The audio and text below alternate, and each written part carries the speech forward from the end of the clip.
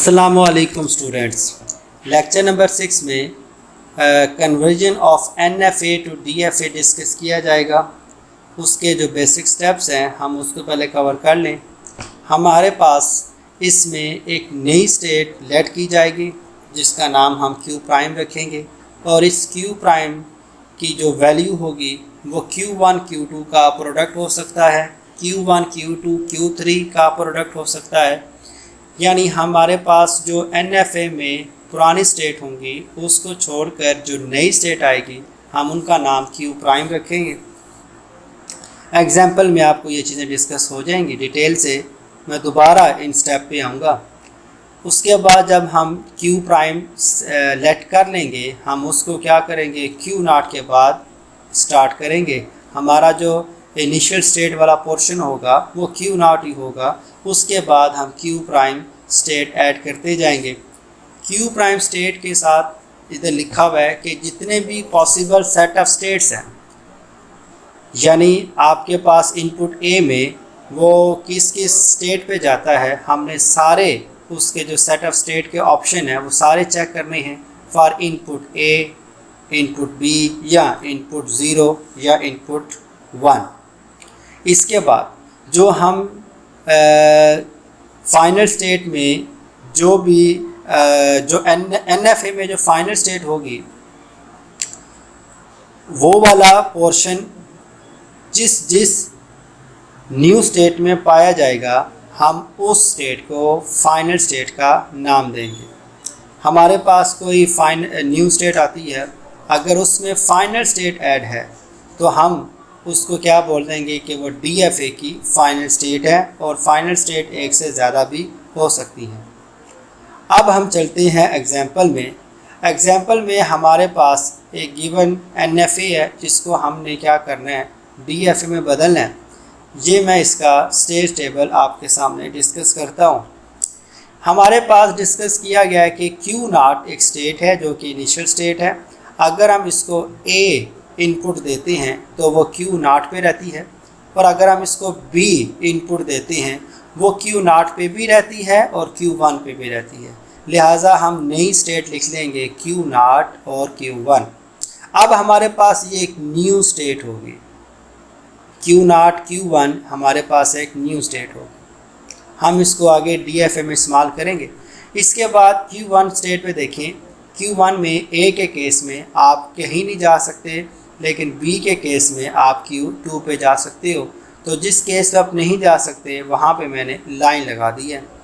इसके बाद अब हम Q2 की बारी है। Q2 में A के केस में कहीं नहीं जा रहे, B के केस में भी कहीं नहीं जा रहे। ये हमारा गिवन NFA है। अब हमने इसको DFA में कन्वर्ट करना है। ये कैसे मैंने टेबल बनाया मैं स्टेप बाय स्टेप आपको समझाता हूँ। मैंने बोला था कि आपने जो न्यू स्टेट है उसको लेट कर लेना है। यहाँ पे मैंने Q0 Q1 जो एक न्यू स्टेट है, मैंने ये बोला कि मैंने इसको करली ब्रेसेस में लिख लिया। तो Q0 Q1 मेरे पास ये एक न्यू स्टेट होगी। अब मैं इसको क्या करूँगा, Q0 के साथ ऐड करूँगा। स्टेप नंबर 1 में ये था कि पहले आपने Q0 Q1 को स्टेट लेट करनी है। स्टेप 2 में ये था कि आपने उस स्टेट को Q0 के साथ ऐड कर देना। अब मैंने ये स्टेट टेबल दोबारा बनाया। मैंने बोला कि Q0 में जब इनपुट A होती है इस टेबल के मुताबिक हमारे पास वो Q0 पे रहता है। इसके बाद मैंने ये देखा कि वो Q0 B के केस में Q0 पे भी जाता है और Q1 पे भी जाता है। अब हमारा कंसर्न जो पिछली आपकी स्टेट से उससे नहीं होगा। अब हम इस नई स्टेट को लेके चलेंगे। अब हम Q0 और Q1 को लिखेंगे। और मैंने लास्ट स्टेप में बोला था कि आप ये जो लास्ट स्टेप है वो मैं दोबारा उधर चलता हूँ। लास्ट स्टेप में लिखा हुआ है कि आपके पास जो Q प्राइम जो आपकी न्यू स्टेट होगी, जितने भी इसके पॉसिबल सेट ऑफ स्टेट्स हैं फॉर इनपुट 0 फॉर इनपुट 1 हम सारे चेक करेंगे। इसमें हमारे पास जो पॉसिबल स्टेट बनते हैं उसमें देखें कि Q0 है, हम Q0 को 0 के केस में भी देखेंगे यानी A के केस में भी देखेंगे इनपुट के लिए, और हम बी के लिहाज से भी देखेंगे। इसी तरह हम Q1 को ए के लिहाज से भी देखेंगे कि Q1 अगर होगा ए के लिहाज से किधर जाता है, अगर बी के लिहाज से देखना हो तो वो किधर जाएगा। हम देखते हैं, हम बात करते हैं Q0 की। हम पहले बात कर चुके हैं कि Q0 सिंपल जो आपके पास यहाँ डायग्राम में मौजूद है, ये ए के केस में किधर जाता है, ए के केस में जस्ट आपका ये Q0 पे रहता है। और Q1 को देखते हैं वो ए के केस में किधर रहता है। Q1 जो था वो ए के केस में कहीं नहीं जाता था, इसलिए मैंने जस्ट Q0 लिख लिया फॉर इनपुट ए। ये जो Q0 है ये Q0 और Q1 इनका एक फाइनल रिज़ल्ट है। अब बात करते हैं Q0 और Q1 को बी के लिहाज से। अगर हम देखें Q0 को हमने बी के लिहाज से क्या लिखा हुआ था, Q0 और Q1, तो मैंने क्या लिख लिया Q0 और Q1 फॉर इनपुट बी, किसके लिए, Q0 के लिए। अब मैं Q1 के बारे में देखूंगा, Q1 बी के केस में किधर जाता था, Q2 में, तो मैंने साथ में ये Q2 भी ऐड कर लिया। मतलब क्या इसमें कि मेरे पास जो Q0 Q1 वाला पार्ट है फॉर इनपुट बी ये Q0 के लिए था, और Q2 आपके पास जो पार्ट आया है वो फॉर इनपुट बी किसके लिए है, Q1 के लिए। अब हमारे पास ये एक और न्यू स्टेट बन चुकी है। अब हम इस न्यू स्टेट को दोबारा लिखेंगे। जब हम इसको दोबारा लिखेंगे तो अगेन हम Q0 को ज़ीरो के ए के लिहाज से भी देखेंगे, बी के लिहाज से भी देखेंगे, फिर हम Q1 को ए के लिहाज से भी देखेंगे, बी के लिहाज से भी देखेंगे, फिर हम Q2 को ए के लिहाज से भी देखेंगे और बी के लिहाज से भी देखेंगे। अब देखें हमारे पास Q0 अगेन ए के लिहाज से Q0 पर है, और Q1 ए के लिहाज से कहीं नहीं जाता, Q2 भी ए या बी के लिहाज से कहीं मूव नहीं करता। लेकिन अगर हम बात करते हैं Q0 Q1 Q2 को फॉर इनपुट बी, तो उसके लिए दोबारा से हम देखेंगे Q0 जो था फॉर इनपुट बी, आपने देखा था इस डायग्राम में भी कि वो Q0 पे भी जाता है और Q1 पे भी जाता है, लिहाजा Q0 और Q1 हमने लिख लिया। अब बात करते हैं Q1 की। Q1 बी के लिहाज से Q1 से Q2 जाता है, तो मैंने ये Q2 दोबारा लिख लिया, यानी Q0 Q1 for input B किसके लिए, Q0 के लिए लिखा, और Q1 के लिए फॉर इनपुट बी में वो नेक्स्ट स्टेट किधर चला जाएगा, Q2 में चला जाएगा।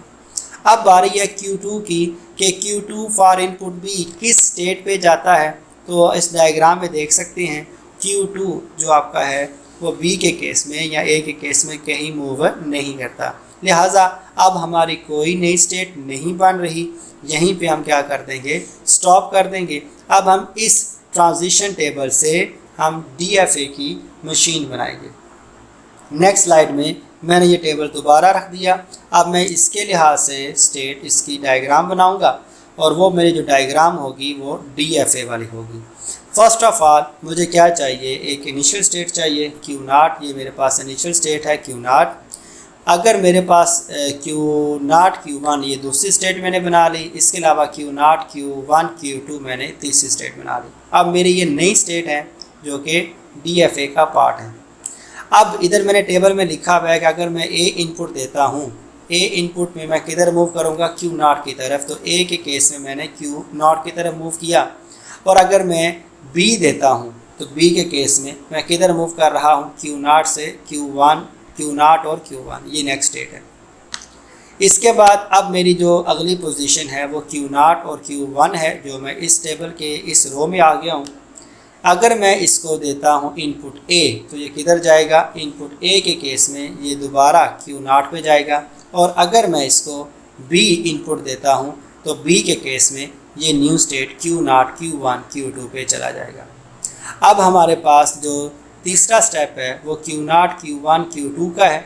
इसमें देख सकते हैं अगर आप इसको A इनपुट देते हैं तो A के केस में ये किधर मूव कर रहा है, Q0 की तरफ मूव कर रहा है। और अगर हम इसको B इनपुट देते हैं ये उधर ही लूप बना लेता है। आप देख सकते हैं कि ये एक प्रॉपर DFA है, और DFA की पहचान क्या होती है कि आप एक इनपुट पे सिर्फ स्पेसिफाइड एक स्टेट पे जा सकते हो, एक से ज़्यादा स्टेट पे आप एक इनपुट से नहीं जा सकते। DFA में आप NFA में क्या होता है कि अगर आपके पास एक A इनपुट है, आप स्टेट A से स्टेट B भी जा सकते हो, कोई दूसरी स्टेट पे भी जा सकते हो, लिहाजा उसमें आपके ऑप्शन होते हैं। तो DFA हमने डिज़ाइन कर ली है। आप प्रैक्टिस कीजिएगा, उम्मीद करता हूँ कि आपको इसकी समझ आई होगी। इसमें हमारे पास जो इनिशियल स्टेट है वो Q0 है, और हमने लास्ट स्टेप में क्या बोला था कि जिस स्टेट में फाइनल स्टेट मौजूद होगी, यानी हमारे पास जो पहला क्वेश्चन था उस क्वेश्चन में फाइनल स्टेट NFA की Q2 थी। अब हमारे पास जिधर जिधर Q2 मौजूद है वो हमारी फाइनल स्टेट होगी, यानी हमारे पास इधर Q2 मौजूद है तो इसकी जो फाइनल स्टेट होगी वो ये वाली होगी। ठीक है, तो कोई क्वेश्चन हो आप कमेंट कीजिए, डिस्कस कीजिएगा मुझसे। इंशाल्लाह ताला नेक्स्ट लेक्चर में हाज़िर होते हैं। अल्लाह हाफिज़।